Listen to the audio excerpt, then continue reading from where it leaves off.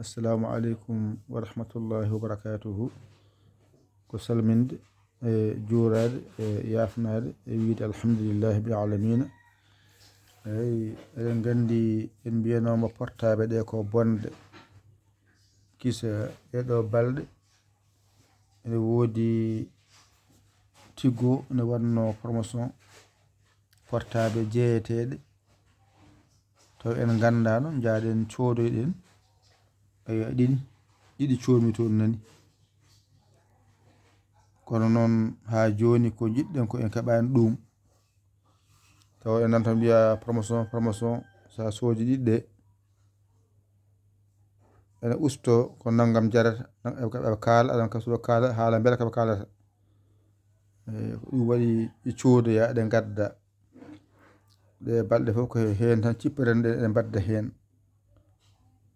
Kono ha joni eɓe mbiye yi en tinno ƴeewanen koye meɗen portaɓe moƴƴe maslaha ɓurtuɗo moƴƴani. Eɗen gandi ko golle men goni ɗo wona golle goto jeeyi ɗum, ko golle dendaɗe. So tawi hunde ari manque ni en sen kalanama ɗum eɗen hani hay goto wasa darade e heɗade e wiide wona min haaldete.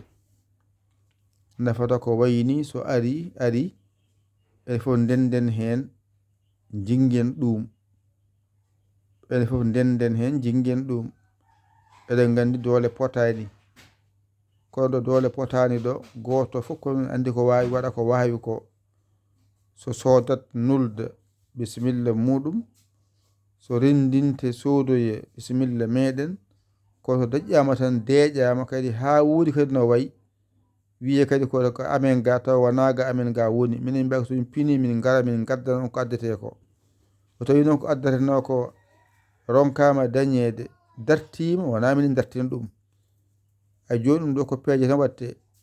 Sono kalanama ɗeɗo peeje waɗiriteɗi ko subaka law gummoto min nanna ko hen rogere ɗum yalta heeda bange.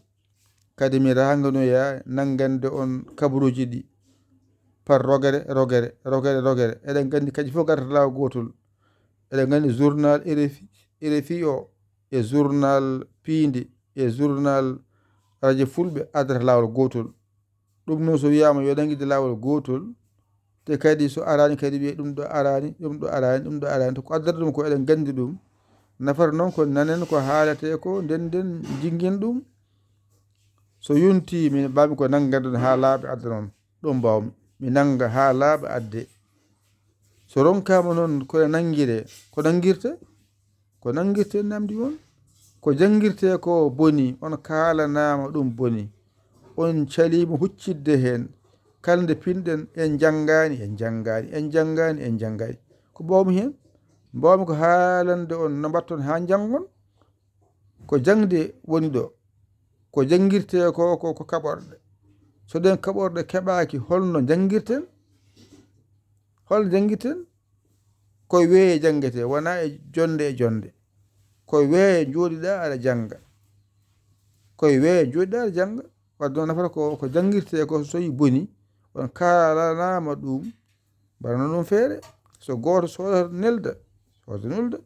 So e dendinen gadden cooden. Kono so wiyama tan gadde welani.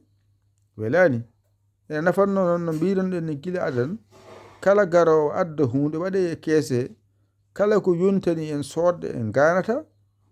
Ko so tawi en mbiyama yen gaddu en mbiyata eɗen gadda ko ɗen gaddata ene anna sikke ga am ga woni taw ala wona ga am ga woni eɗen ganda ɗo woni to wonto en anda. So gof aten naati tan deƴƴi tan on jarama jokke golle min beltima tan karɗon ɗon jokkata golle ɗe. Jokkata golle ko min kalanta on ko nanon ɗum jaɓon ɗum mbaɗon ɗum kisen. Golle men noon wawa jokkude yalla ko en nande e famde ɗi codannomi on. Kono ko jiɗmi hen ko mi heɓani ɗum no yiɗiri ɗum ni. Kono kam aɗa damo kam aɗa damdo hen aɗa mbaɗa fodde majje kono ko jiɗmi e majje ko ɗum heɓaki taw. Eyyi won noon gaani ndi heewani kamɓe kono noon ko wonno ko pamasoro wonno tan ene wiyamno jaami codoymi eyyi yo Allah wallu en nande e famde e gollude